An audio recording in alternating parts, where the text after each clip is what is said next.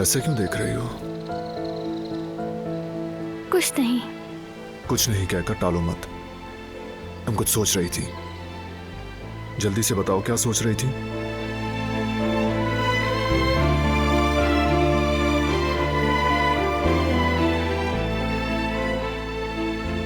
तुमसे मोहब्बत करती हूँ।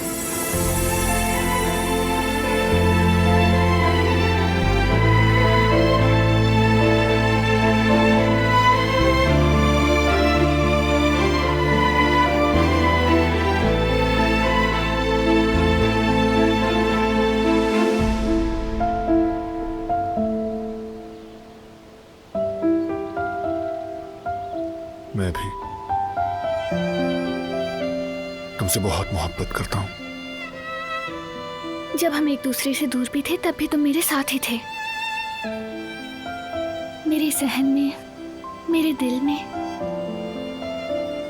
मेरे वजूद में।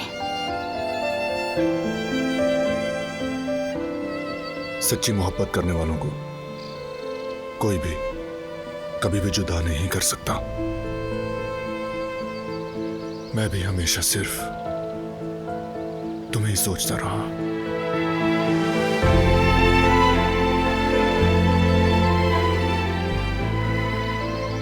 तुम्हारे वजूद को महसूस करता रहा।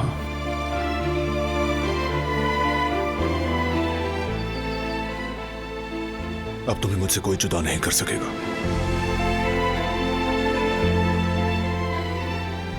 एक दिन भी नहीं।